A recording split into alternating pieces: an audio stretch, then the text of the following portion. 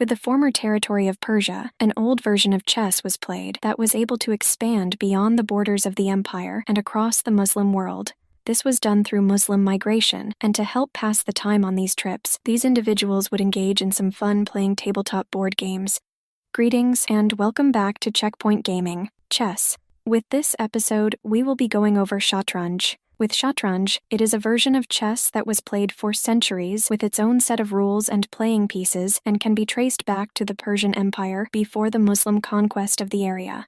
After the Muslim invasion, accompanied by Islam being a migratory religion, it allowed Shatranj to be able to travel across continents as seen with the fact that it was able to spread across the Arab world, North Africa, and into Europe, maintaining the same set of rules and piece design, although some minor variants did occur as it traveled across both time and space. When setting up the game, it is done much like that of chess, where the light-colored king and dark-colored king are placed upon their respective colors so that each king faces each other. With the game pieces, although we'll be using their English names, we'll also provide their Persian equivalents and what they translate to.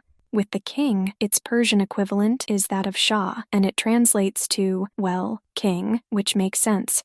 We'll just see if the people rise up against the Shah during the game and establish an Islamic caliphate, like with what happened in Iran, much to the shock of the United States, who wanted to keep their Manchurian candidate in power in the country. With the queen, its Persian equivalent is that of Farzan, and it translates to that of counselor. This can be used as an argument for the importance of the queen since she can be seen as an advisor to the king. With the bishop, its Persian equivalent is that of pill, and it translates to that of elephant. We'll just need to see if they will travel across the mountains in order for them to march upon Rome. With the knight, its Persian equivalent is that of asp, and it translates to that of horse. With the rook, its Persian equivalent is that of rook, and it translates to that of chariot.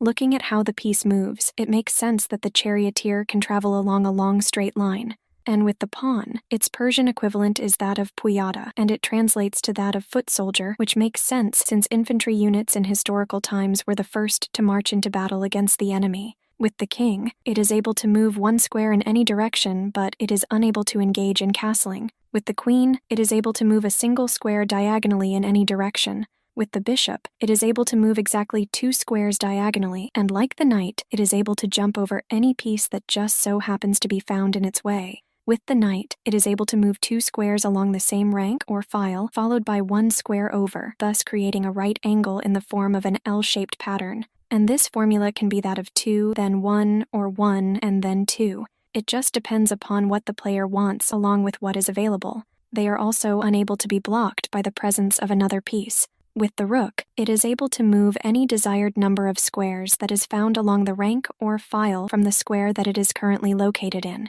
With the pawn, it is able to move 1 square forward, but in order for it to perform a capture, it will have to move 1 square diagonally forward. But unlike that of the pawn found in chess, this pawn isn't able to move 2 squares forward as part of its first move, and when it reaches that of the square of promotion, it is only able to be promoted to that of a queen. In order for a piece to be captured, it will have to land upon a square that is occupied by an opposing piece. Once captured, said piece is to be removed from the board.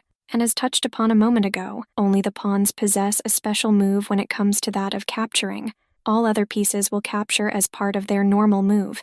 Determining who will be going first is done randomly.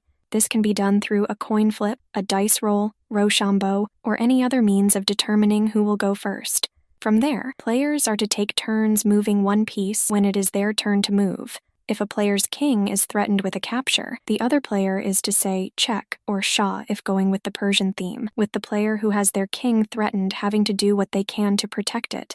But if there aren't any possible moves available to protect the king, thus removing it from check, then the king finds itself in checkmate, or shamat in Persian. At that point, the game is over. But even if the king isn't in immediate danger, any possible move that would put it into a stalemate situation will see the game come to an end and said player losing. And if one side has been reduced to that of nothing more than their king, said player loses as a bare king. The exception to this is if said player is able to reduce the other player to that of a bare king as well on the very next move. In this case, the game ends in a draw. Finally, if it's demonstrated that neither player has the ability to force a win through that of a checkmate, stalemate, or bare king, then the game is deemed to be a draw. So with that said, that is what you need to know about Shatranj. With that taken care of, we can start talking about courier chess. If you liked this episode, feel free to give it a like, and if you want to stay up to date on any future episodes we upload, go ahead and subscribe. You can also support us on Patreon for as little as $1 a month at patreon.com/checkpointgaming. See you in the next episode, and happy gaming.